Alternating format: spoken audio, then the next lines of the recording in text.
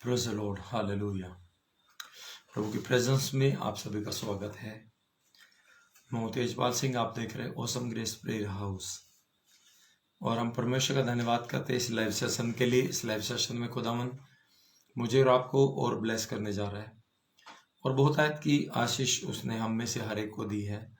और हर एक व्यक्ति, हर एक भाई या बहन, सब लोग इस बात को जानते हैं कि परमेश्वर की ओर से आपको एक बड़ा अनुग्रह मिल रहा है। हालेलुया। तो खुदावंद की प्रेजेंस में एक बार फिर से मैं आप सभी का स्वागत करता हूं और कहता हूं कि बढ़ते जाओ प्रभु में। परमेश्वर यही चाहता है कि तुम लोग आनंदित रहो, एक दिन के लिए नहीं, हमेशा के लिए, फॉर एवर। परमेश्वर आपको आशीषित करे हर दिन के लिए। और मैं धन्यवाद देता हूं। आगे बढ़ने से पहले मैं कहना चाहूँगा कि जितने लोग जुड़ चुके हैं, आत्मा में एक मन हो जाए, प्रभु के साथ एक मन हो जाए, अपने पास्टर के साथ एक मन हो जाए, परिवार के साथ बैठे तो एक मन हो जाए, और हम प्रार्थना में जाएंगे, परमेश्वर के नाम की महिमा करेंगे। हालेलुया। इससे पहले कि हम आगे बढ़ें, अपने सरों को झुकाएं, और सबसे पहले इससे पहले हम प्रार्थना कर रहे हैं तो आप शेयरिंग कर दीजिए, जल्दी से शेयरिंग करें। और इन्फॉर्मेशन के तौर पर मैं आपको बताना चाहता हूं कि भवन जो है सुबह 10 बजे खुल जाता है, रात के 8 बजे तक आप कभी भी कॉल कर सकते हैं। तो आइए हम इस समय के लिए प्रार्थना करेंगे। अपने सरों को झुकाएं। महान और जीवित सामर्थी पिता परमेश्वर, राजाओं के राजा, प्रभु के प्रभु, हम आपका हृदय से शुक्रगुजार हैं, धन्यवादी हैं पिता परमेश्वर, क्योंकि आपने हमारी एक एक की जिंदगी में बड़ी तब्दीलियां दी है खुदावन। और वो बदलाव जो खुदा हमारे तन से, मन से और धन से खर्च करने के बाद भी नहीं आ सकते थे प्रभु, हम छुड़ाए नहीं जा सकते, वो भी सब कुछ परमेश्वर पिता आपने केवल हमारे विश्वास करने के द्वारा ही परमेश्वर अपने अनुग्रह से हमारे जीवन में कर दिए हैं पिता परमेश्वर। वो बड़े काम खुदा परमेश्वर पिता जो हमारी आंखों ने नहीं देखे थे, हमने कभी नहीं सोचा था कि हम इन चीजों को देख पाएंगे, मगर जो चीजें हमारी आंखों ने नहीं देखी, आपने हमें वो दिखाई है खुदा परमेश्वर। हमने सोचा नहीं प्रभु, हमारे सामने आगे वो चीजें जो हमारे चित्त में नहीं चढ़ी परमेश्वर, तो हमें देखने को, छूने को मिली है खुदा। हमने जो कभी वो खाई नहीं, वो चीजें वो खाने को मिली खुदा। आपने हर तरीके से प्रभु जी, सांसारिक और आत्मिक पिता परमेश्वर, आर्थिक और उन्नति की बातों में परमेश्वर आपने हमारा पोषण किया खुदा। मैं प्रार्थना करता हूँ प्रभु यीशु मसीह के नाम से। और परमेश्वर जो लोग सत्य की प्रीति करते हैं, प्रतीति करते हैं प्रभु, जो सत्य से प्रेम करते हैं प्रभु, वफादार हैं, ईमानदार हैं, और परमेश्वर डिगने वाले नहीं है प्रभु जी।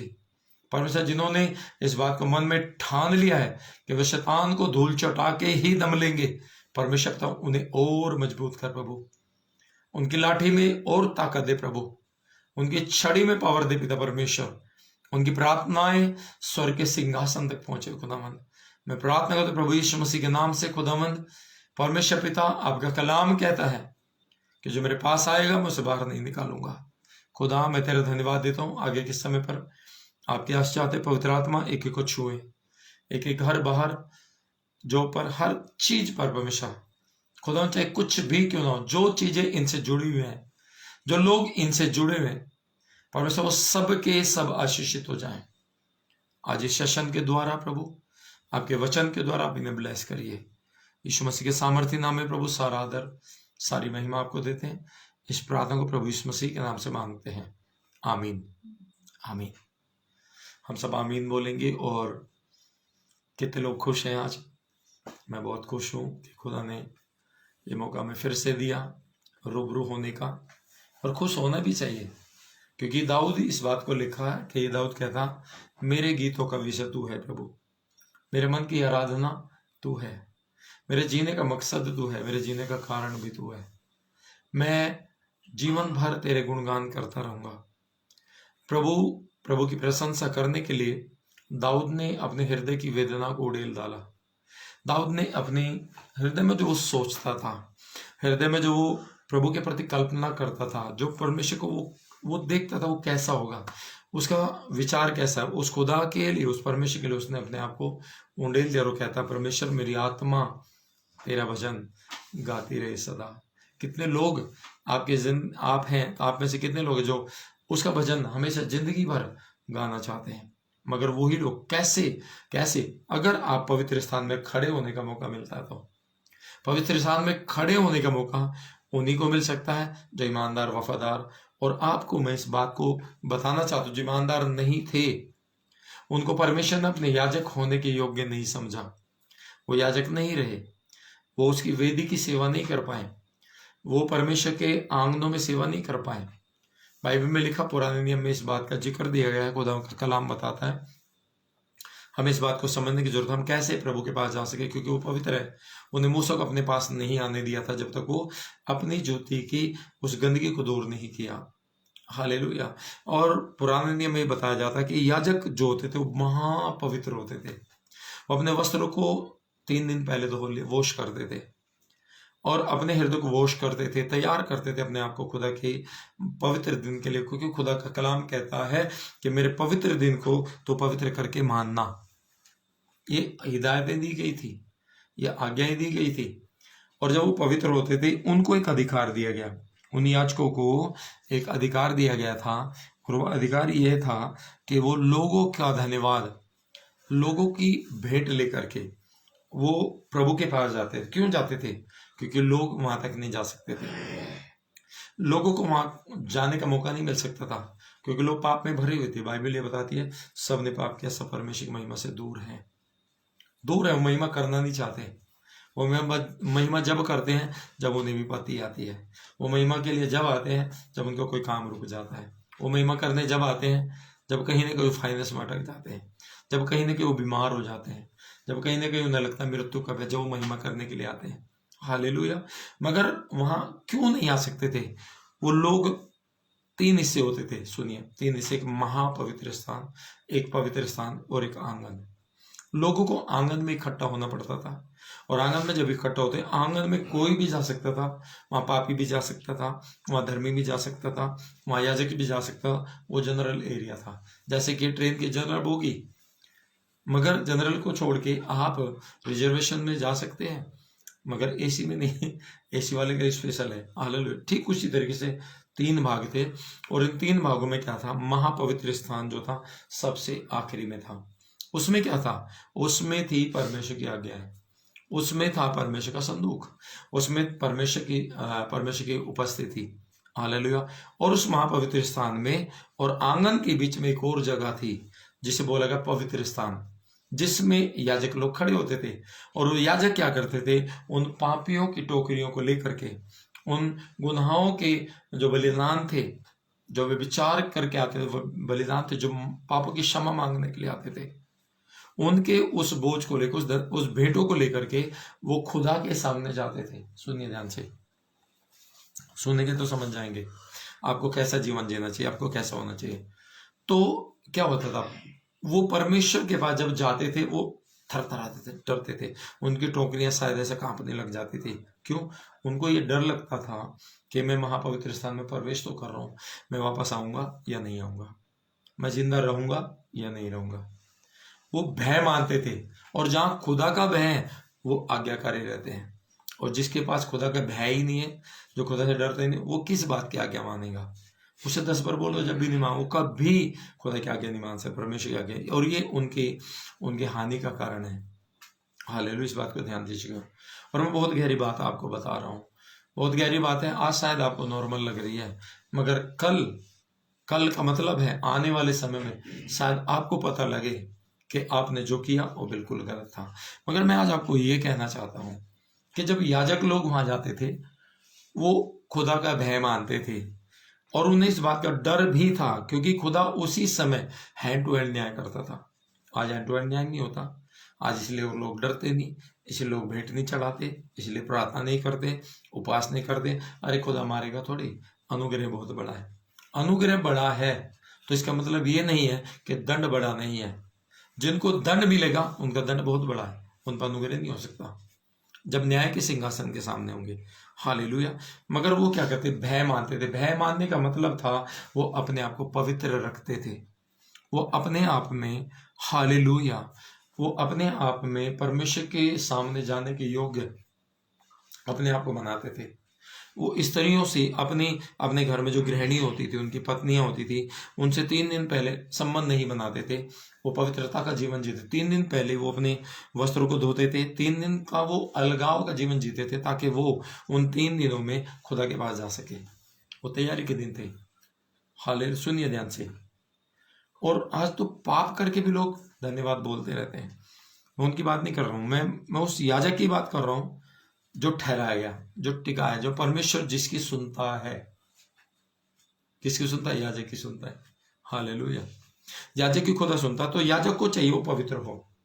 अगर याजक पवित्र है तो जब भेंट चढ़ाने जाएगा, उसकी भेंटें ग्रहण होंगी, उसकी प्रार्थनाएं आपके जीवन में आएगी, उसका भेंट चढ़ाने का जो परमेश्वर के सामने जो उदारता है, जो परमेश्वर के सामने वो आपके बोझ के साथ प्रार्थना कर रहे हैं, वो सारा बोझ उठा लिया जाएगा और वो उसका उत्तर आपको में, आपकी भेंट ग्रहण होगी।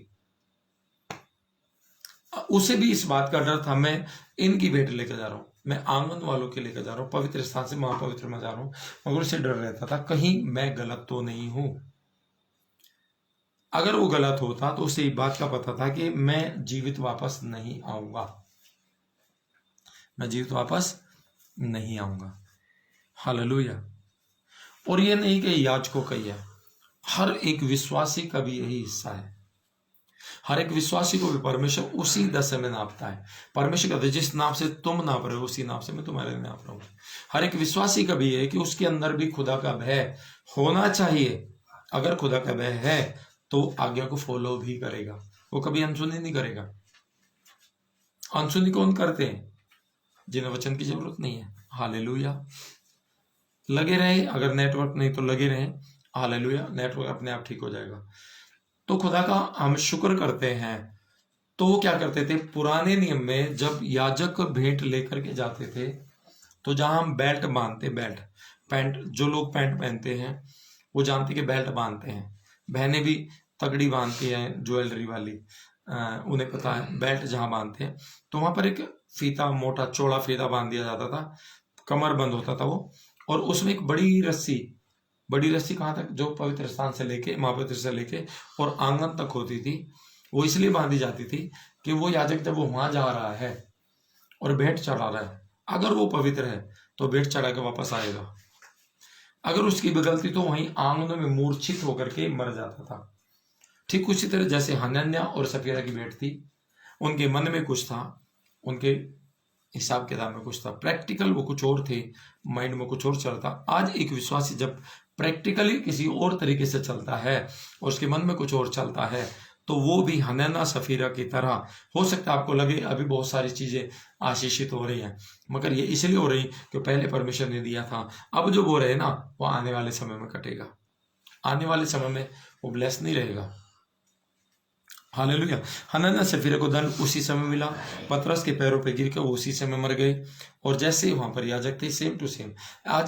आज ये जानने की जरूरत है कि हम जो विश्वासी है, हमारा क्या रोल है इसमें। हमारा रोल बहुत बड़ा है कि जब हम अपनी भेंटों को लेकर जाते हैं, प्रभु तुम्हें चंगा कर दे, प्रभु तेरा धन्यवाद देते, तूने मेरी खुजली बंद कर दी, प्रभु तुमने आंख ठीक कर दी, तूने मेरे बच्चों को हॉस्पिटल से निकाल दिया, प्रभु तूने कोरोना से मुझे बचा दिया। हम धन्यवाद देते, तूने मेरी नौकरी लगा दी। हम धन्यवाद देते, बच्चों का विवाह हो गया। हम धन्यवाद देते, परमेश्वर तूने ये कर दिया, वो कर दिया, ऐसा वैसा।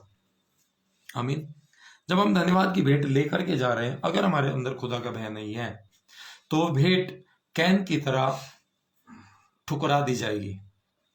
आप चाहे कितना भी मोटा दान देने वाले हैं, आप चाहे कितने भी पास्टर के चहेते हैं, पास्टर चाहे आपको खूब रोज गंभीर रीति से आपसे प्यार करता है, मगर खुदा आपको सीने से कभी नहीं लगाएगा जब तक आपके मन में कुछ और आपकी भेंटों में प्रैक्टिकली कुछ और है।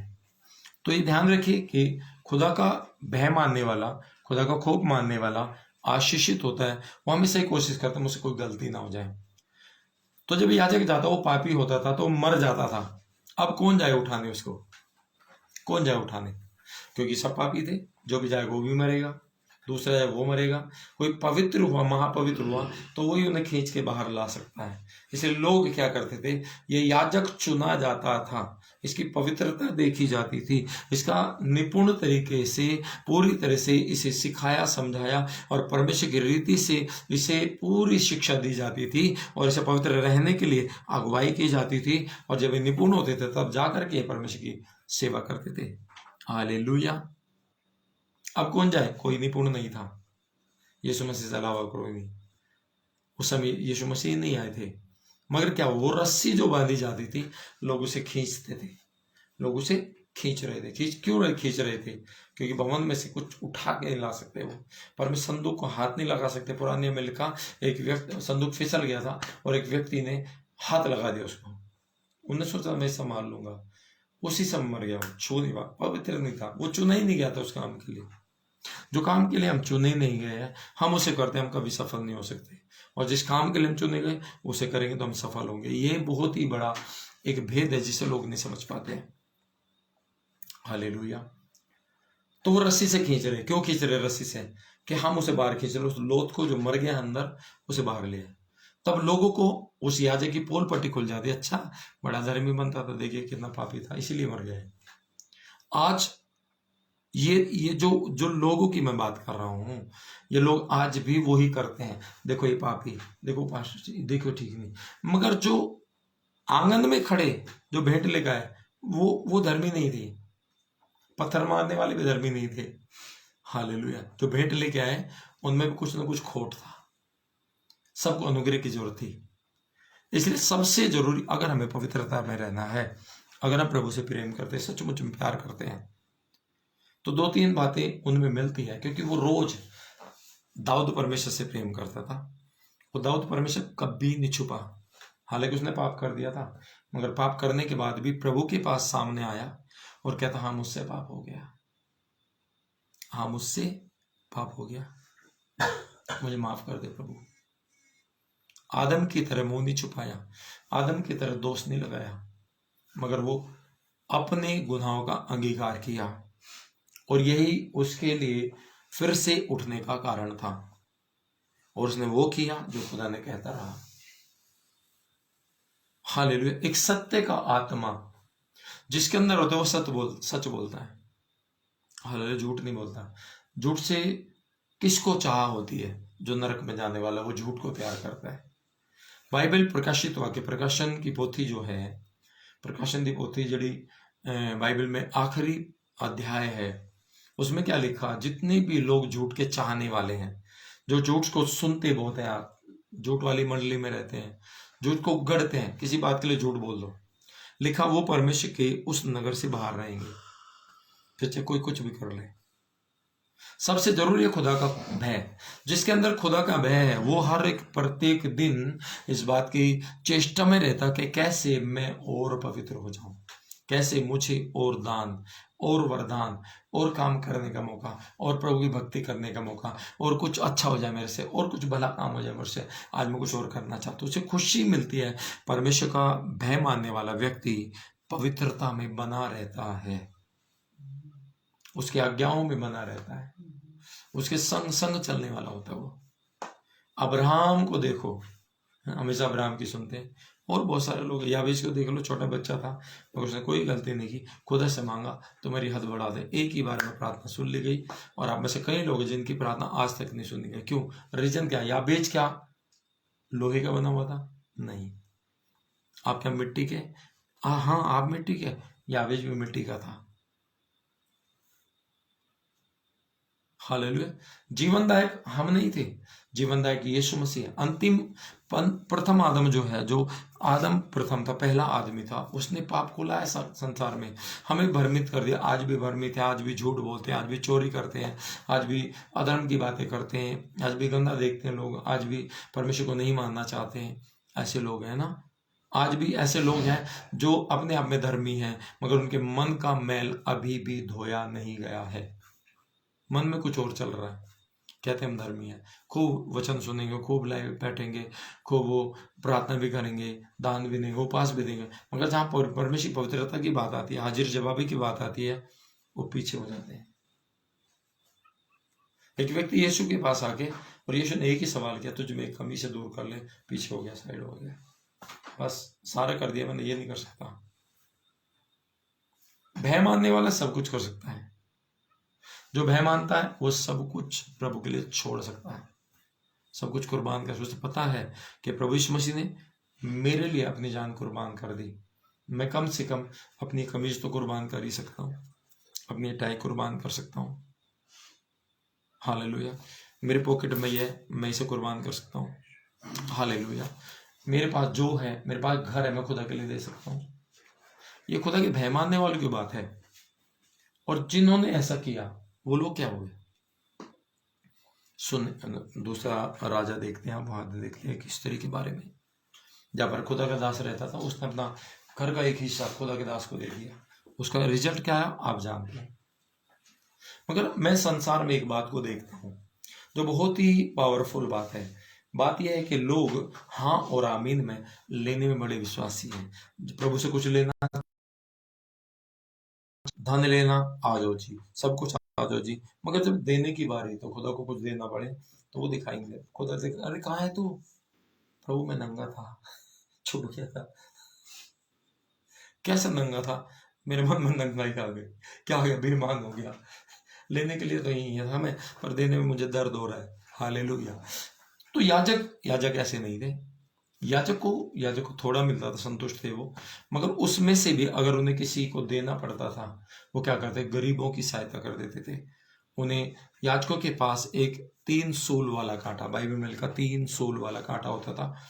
3 सूल वाला, जो वो वेदी पर भेंटों को चढ़ाते थे, उस वेदी को जो आग में जलती थी, पहले चर्बी चढ़ाई जाती थी, मेढ़े चढ़ाए जाते थे, तो नॉन वेज होता था।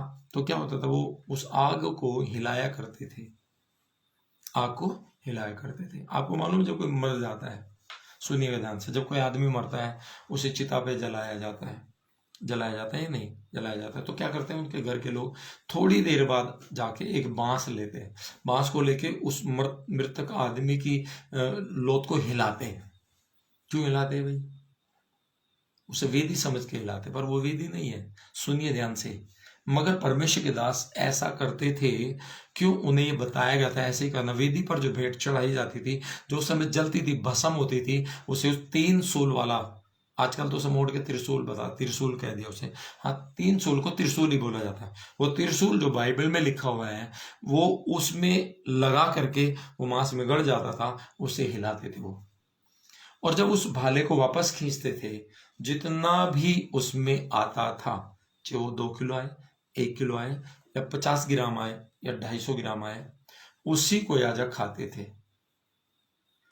शर्त ये थी, दोबारा नहीं मार सकते थे उसमें कि पेट नहीं भरा रह गया, अभी दोबारा से ले लो, नहीं। एक ही बार, एक ही चांस, कोई यूटर्न नहीं। जो भी करना सोच के ही, समझ के ही, परमेश्वर भय में करना है। मिला तो मिला, नहीं तो भूखे रह गए। फिर भी कुड़कुड़ाए नहीं, परमेश्वर भय में। अगर उन्हें मिला, थोड़ा भी मिला, और कोई आ गया, दे दे बाबा, तो क्या किया? वो रोटी उठा के उन्होंने उसे दे दी, खुद भूखे सो गए। मगर वो भाला, खुदा का भय माना, वो भाला दोबारा से उसमें नहीं लगा वेदी में। क्यों? उन्हें जानते थे वेदी पवित्र है। अगर हम वेदी के नियम को तोड़ेंगे, हम खुद भस्म हो जाएंगे, हमारी ब्लेसिंग भस्म हो जाएंगी, हमारा जो आने का स्रोत, जो प्रभु की ब्लेसिंग है, जिससे हम जीवित हैं, वो भस्म हो जाएगी। तो परमेश्वर भय मान के वो अच्छे याजक होते थे, और अच्छे याजकों के चेले भी अच्छे होते थे। हालेलुया। क्या आप समझ रहे? शेयरिंग करिएगा, ये बहुत ज्ञान की बातें हैं, और हो सकता है आपको शायद बहुत अच्छी लग रही हैं, और मैं चाहता हूँ और लगनी भी चाहिए। हालेलुया। तभी तो हमें पता लगे परमेश्वर प्रोसीजर क्या है, सिस्टम क्या है। परमेश्वर सिस्टम से काम करता है, गड़बड़ी का परमेश्वर नहीं है। वो आपके साथ ना तो गड़बड़ी करता, और ना आपके साथ गड़बड़ी होने देता। हर एक वो व्यक्ति जो परमेश्वर भय मानता है, परमेश्वर को भाता है। प्रेरितों के काम में लिखा है, परमेश्वर किसी का पक्षपात नहीं करता। उसे हिंदू, मुस्लिम, सिख, ईसाई और पारसी और फारसी, किसी से कोई मतलब नहीं, उसे इंसान से मतलब है। यदि आप इंसान हैं, यदि आप मनुष्य हैं, यदि आप स्त्री हैं, नर और नारी हैं, पुरुष हैं, भाई हैं, बहन है, बस आप इंसान हैं, मनुष्य हैं, मानव जोनी में आप आए हैं, तो परमेश्वर आपसे प्यार करता है। हालेलुया। और उसके बाद परमेश्वर आपके जीवन पर काम करता है। वो परमेश्वर जो आपका है, जिसे आप कहते हैं ईश्वर, जिसे आप अल्लाह कहते हैं, जिसे आप रब कहते हैं, वो परमेश्वर जो अनदेखा है, जिसका निकलना बाइबल में लिखा अनादिकाल से है, उसका निकलना अनादिकाल से, आरंभ से ही उसने हमें और आपको चुना। आमीन। तो खुदा का भय मानने में, परमेश्वर का जो भय मानते हैं, वो हमेशा पवित्रता में जीवन जीते हैं। रोज अपनी गलतियों को देखते हैं, अगर कोई गलती रहती है तो उसे निकाल देते हैं। मान के चलिए, इमेजिन करिए किचन, आपका किचन, आपके किचन में अगर आपकी वाइफ दाल बना रही है आज, और कल फिर से दाल बनानी, और परसों फिर से दाल बनानी, पहले दिन फिर से दाल, मगर अलग अलग वैरायटी की, तो फिर क्या करती है वो क्या करती है, वो ऐसा नहीं करती कि आज उसने दाल को चुन लिया और कल ऐसे ही डाल दिया। नहीं नहीं, वो कल भी चुनती है ताकि कोई भी कंकड़ उसमें ना चले जाए। अगर कंकड़ गई आपके दांत के नीचे आया तो आपका मजा खराब हो जाएगा, आपका टेस्ट खराब हो जाएगा, घर में आप पत्नी से लड़ोगे, घर में बच्चे भी डिस्टर्ब होंगे, आपके घर डिस्टर्ब हो जाएगा। इसी कारण वो बुद्धि से काम करती है। कैसे काम करती है?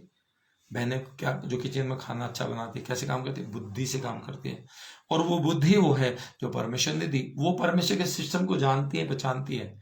ठीक उसी तरीके से जैसे वो आज भी कंकड़ बीनती है, चावल में से भी कंकड़ बीनती है, अगर वो जीरा भी डालेंगे ना, उसे भी देख के कुछ है तो नहीं, सब्जी भी उसने क्या करना, सब कुछ साफ सुथरा करके रोज उसे उसे साफ करना और फिर इस्तेमाल करना। ठीक उसी तरीके से एक परमेश्वर का भय मानने वाला अपनी जिंदगी को रोज छानता है, इसमें कंकड़ तो नहीं रह गया, इसमें पाप तो नहीं रह गया, इसमें रबिश तो नहीं रहेगी, इसमें झूठ तो नहीं रहेगा, कहीं मैं ताश के पत्ते तो नहीं खेल रहा हूँ, कहीं दारू पीने वालों में तो नहीं बैठा, कहीं गाली देने वालों के साथ तो नहीं, कहीं मेरा समय अनर्थ वालों में तो नहीं है, कहीं मैं बुरा तो नहीं कर रहा हूँ। हालेलुया। ये खुदा का एक प्रेम है। और जिनके अंदर ये बुद्धि पाई जाती है, जिनके अंदर ऐसी बुद्धि है कि अपने गुनाहों को रोज छान रहे, वो पवित्रता में बने रहते हैं, खुदा के भय में बने रहते हैं। और जो कमियों के साथ जी रहे हैं, सुनिए ध्यान से, कमियों के साथ उन्होंने आदत डाल ली जीने की। क्यों? क्योंकि कुछ लोगों ने ऐसे ही सीखा, चल जाएगा सब, ये संसार में चलता है, क्योंकि यहाँ घूस ली जा सकती है, या कोई भी सीधा काम पैसा लेकर ठीक किया जा सकता है, गलत काम को सीधा कर सकते हैं, सीधे को गलत कर सकते हैं, धर्मी को अधर्मी, अधर्मी को धर्मी बना सकते हैं। और ऐसा होता है, आपके क्षेत्र में भी होता होगा, हर जगह होता है। मगर परमेश्वर का न्याय ऐसा बिल्कुल भी नहीं है, वो हैंड टू हैंड न्याय करता। फिर उन्होंने याजकों को दिखा दिया था कि तुम्हारी नहीं चलेगी, अब तुम अब अपने घर में नहीं हो, अब मेरे घर में हो, जब तुम मेरे घर में तो मेरी चलेगी। हर एक विश्वासी को इस बात की जाननी चाहिए, जब यीशु मसीह ने आपके लिए लहू बहाया, आपको खरीदा है, अब आप तुम अपने घर के नहीं रहे, अब आप अपने नहीं रहे, अब तुम यीशु मसीह के हो चुके हैं। अब जब तुम परमेश्वर के हो ही गए हो, तो फिर आपकी अपनी चलने की कौन सी बात है? फिर तो खुदा की चलने की बात है, फिर परमेश्वर की चलने की बात। और जिस भाई के अंदर परमेश्वर की बातें चलती है, उसका घर भाग भाग के चलता है, उसका जीवन अनुग्रह से भरता है। अनुग्रह से भरने वाले लोग परमेश्वर से बुद्धि मांगते हैं। वो पवित्रता, वो परमेश्वर भय मानना। भय का मतलब ये नहीं कि वो डरावना है, आपको मार देगा आज ही, नहीं नहीं नहीं नहीं। अगर वो मारता तो कल मार देता। वो हॉस्पिटल में से कई लोगों को क्यों बाहर लाया? क्यों स्किन रोग से छुड़ाया? क्यों आपको चंगा किया? क्यों आपकी कमियों को दूर किया? क्यों अनदेखा किया? क्यों आपके लिए वो क्रूस पे मरा? सोचने की जरूरत है। अगर वो मारता, पहले ही मार देता, दंड देता, मगर वो कह रहा मैं तुम्हें मारने नहीं आया। सुन लो, सुनो ध्यान से, क्या कहता है? हेलो खुशबू राणा, परमेश्वर क्या कह रहा है? मैं तुम्हें मारने नहीं आया, क्या करने आया? तुम्हें बचाने आया। जो बचना चाहते हैं तो आ जाओ इधर। मूसा ने भी इजरायलियों से ही कहा था, जब मूसा के विरोध में आ गए थे, मूसा तू क्या है, हम भी तो है। पर क्या किया उस समय? परमेश्वर ने बोला मैं इन्हें अभी खत्म कर दूंगा, अभी मिटा दूंगा इन्हें मैं। मूसा ने बोला नहीं प्रभु दया कर, इनसे बोल अलग हो जाओ। और बहुत सारे लोग मूसा की तरफ हो गए, सत्य की तरफ हो गए और बच गए। और बहुत सारे लोग अहंकारी थे, अपने सिस्टम से बाहर थे। उसी समय परमेश्वर ने उन्हें देखा और वो वहां भस्म हुए, भूमि फट गई और वो मर गए। मगर सत्य का आत्मा, जब आपका खुदा का भय, परमेश्वर का भय आपकी जिंदगी में आता है मेरे प्रियो, वो आपको पवित्रता में लेकर चलता है। आप गलत नहीं करते, फिर आप गलत करने की सोचते नहीं है। आपको पता गलत का गलत नतीजा, आप कांटे बोए एप्पल थोड़ी मिलेंगे, आपने एप्पल बोए कांटे थोड़ी मिलेंगे। आपने जो बोया वो आपने काटा, भरपूर से काटा। आप जो अच्छा कर रहे हैं बहुत अच्छी बात है, आपको फकर होना चाहिए कि आप धर्मी हैं। आपको अपने आप पे इस बात का घमंड होना चाहिए कि आप प्रभु को जानते हो। आपको इस बात पे घमंड होना चाहिए कि मैं प्रभु का बेटा हूं, मैं प्रभु की बेटी हूं। बेशक मुझे संसार में दुख उठाना पड़ रहा है, मगर आज इस बात की घोषणा करता हूं कि अनंत जीवन का वारिस मैं हूं, और वो मुकुट जो परमेश्वर देने जा रहा है, वो मुकुट मुझे मिलेगा। क्यों नहीं मिलेगा? इसलिए परमेश्वर का भय हर एक प्राणी के अंदर है। प्रेरितों के काम में क्या लिखा? प्रेरितों के काम में लिखा परमेश्वर किसी का पक्षपात नहीं करता। वो ये नहीं करता किसी ने 10 लाख रुपए दान कर दिए, उसका फेवर ले लिया।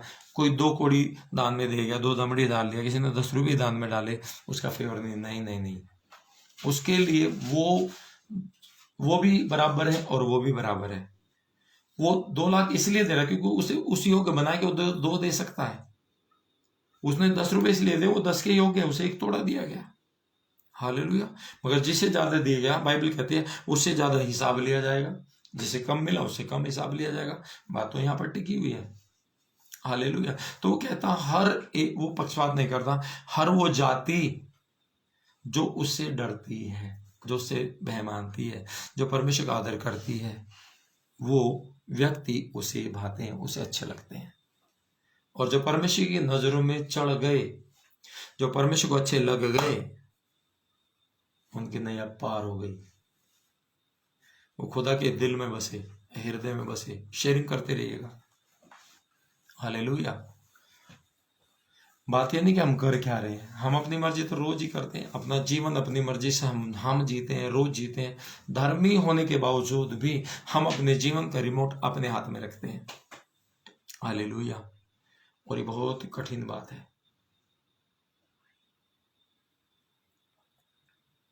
यही परमेश्वर पसंद नहीं। परमेश्वर को यह पसंद है कि टीवी यहां पे तो रिमोट परमेश्वर के हाथ में होना चाहिए। वो चलाएगा कौन सा चैनल चलाना, वो चलाएगा किधर चलाना। हालेलुया। मगर अभी क्या होता है, हम परमेश्वर को आगे करते, रिमोट अपने हाथ, प्रभु ये कर वो कर वो कर। नहीं, परमेश्वर का भय मानने वाले लोग ऐसा नहीं करते। वो तन में आगे, धन में आगे, मन में भी आगे। उन धन से प्यार नहीं है। धन तो आज है आपके पास, कल खत्म हो जाए, क्या कर लोगे? हालेलुया। मैं एक गवाही शेयर करना चाहता हूँ। जो हमारे पास्टर जी हैं, शिष्य पास्टर, उनके पास गवाही आई थी कल, और मैं इसलिए शेयर करना चाहता हूँ कि आप इस बारे में जानें। एक परिवार, एक फैमिली है जिन्हें परमेश्वर ने छुड़ाया, और उसकी गवाही पहले दी गई थी पिछले सालों में, क्योंकि परमेश्वर ने उन्हें बुलाया, और आशीष का वो स्रोत उनके जिंदगी में भरपूरी के साथ आ गया। ऐसे समय से गुजर रहे थे, रोटी खाने को नहीं थी। चर्च ने बड़ी हेल्प की उनकी, दुआ कर करके, घर जा जा करके, ऑसम ग्रेस ने। और एक समय आया कि उनका जो शटर खुलता था, उनके घर ऊपर था, नीचे दुकान थी, और शटर के अंदर से ही उन्हें एंट्री करनी होती थी, अलग से गेट नहीं था। और जब भी सुबह उठते, शटर जैसे खोलते, सामने लोग खड़े रहते थे, सामने लोग खड़े रहते थे, गालियां देने वाले, पैसे मांगने वाले, लड़ाई करने वाले, पैसा दे, नहीं तो हम ये कर दें वो कर देंगे। रोते थे, जीना हराम हो गया, गली में निकलना, है ना। मगर परमेश्वर ने उन पर इतनी बड़ी दया की, इतनी बड़ी दया की कि कोई भी संसार का नेता, अभिनेता, व्यक्ति नहीं कर सकता। मगर परमेश्वर उनकी दशाओं को बदल दिया। उनके श्राप के बंधन टूटे, उनके रास्ते खुल गए, उनकी दुकान चलने लगी, माल मिलने लगा। और एक समय ऐसा आया, थोड़े से समय, 6 महीने के आसपास लगा, 6 महीने में वो इतने परिपक्व हो गए कि उनकी दुकान खचाखच माल से भरी थी, रेडीमेड के कपड़ों से। उसके बाद उन्हें लगा अब जरूरत नहीं है प्रभु की। उन्हें ऐसा लगा कि अब पवित्रता की क्या जरूरत है, अब परमेश्वर के सिस्टम में जरूरत क्या है चलने की। अब तो हमारे पास बहुत है, सब कुछ चलेगा, सीधा चलेगा। वो सिस्टम से बाहर आ गए। पिछले 4 सालों से न उन्होंने कोई टाइट दिया, न उन्होंने बीज बोया, पर कल कॉल आ गया उनका। बहुत दुखी थे, बात करना चाहते थे। किससे? परमेश्वर से। कैसे करें? परमेश्वर सामने धर्मी नहीं है, वो झूठे हैं परमेश्वर सामने, छल कपटी है परमेश्वर के सामने। अब किस रीति से प्रभु? पास्टर जी दुआ करती है। पास्टर जी ने उनसे बताया 4 सालों से कहाँ थे, मगर वो खुद लज्जित थे। आज क्यों? कल 4 साल में क्यों कॉल आया? क्योंकि वो जिस दशा में चल रहे थे परमेश्वर भूल के उन्हें अपनी धार्मिकता और परिपक्वता को खो डाला था, और वो ब्लेसिंग जो उनके घर में दिखाई देती थी एक एक करके छिन गई, और आज फिर से वो सड़क पे आ गए।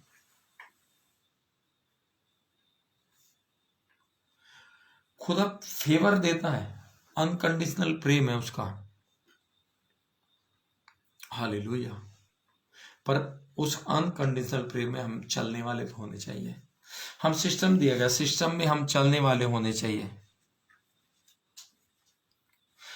क्या हुआ क्या उस परिवार के साथ?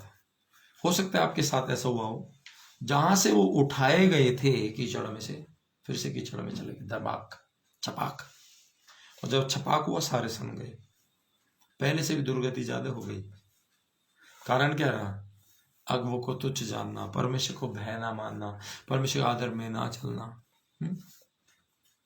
और मैं आपको क्यों बता रहा हूं? इसीलिए बता रहा हूं कि आप अपनी जिंदगी में परमेश्वर किसी के प्रति वफादार रहो या ना रहो, मगर खुदा के प्रति वफादार जरूर रहना। और जब खुदा के प्रति वफादार रहोगे तो आप सबके प्रति वफादार रहना सीख जाओगे। किसी से भी झूठ बोल लो, आप परमेश्वर से झूठ मत बोलना। और जब परमेश्वर से झूठ नहीं बोलोगे तो सबसे झूठ नहीं बोलोगे आप।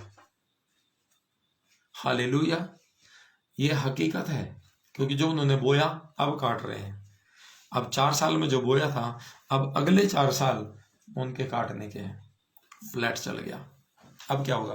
भाई साहब अब दुआ कर दो। मैं क्यों बोझ उठाऊं भाई तुम्हारा? परमेश्वर दास क्यों बोझ उठाए? आवारा तुम घूमो, बोझ हम उठाएं। अनसुनी तुम करो, बोझ हम उठाएं। है?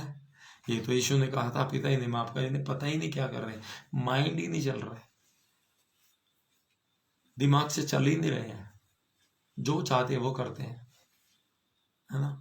तो ये चीजें सिस्टम में होनी चाहिए कि हम परमेश्वर के याजक जो पवित्र था, वो उस याजक को मध्यस्थता दी गई थी, और अपने आप जो आंगन वाले थे वो खुदा के पास नहीं जा सकते थे।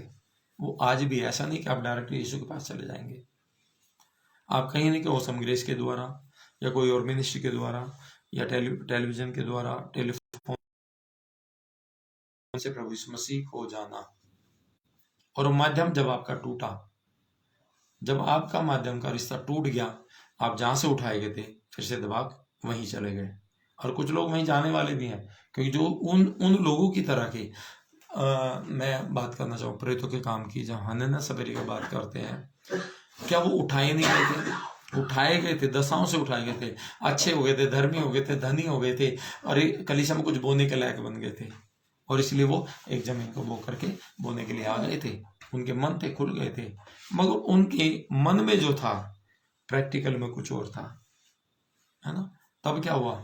जान भी गई, माल भी गया, सब चला गया, कुछ भी नहीं बचा।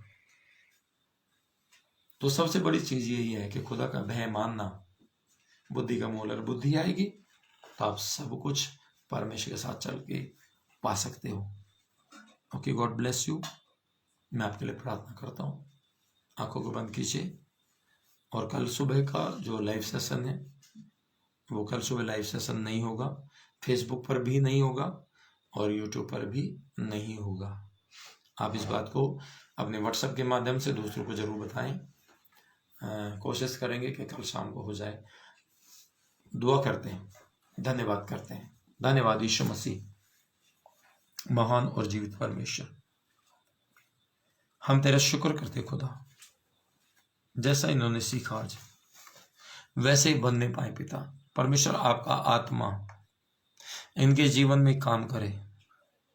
प्रभु यीशु मसीह, ये दुआ करें खुदा, ये प्रार्थना करें कि परमेश्वर जिस योग्य तूने इन्हें बनाया उस योग्यता में ये इस्तेमाल हो ताकि खुदा तेरा राज्य बढ़े खुदा।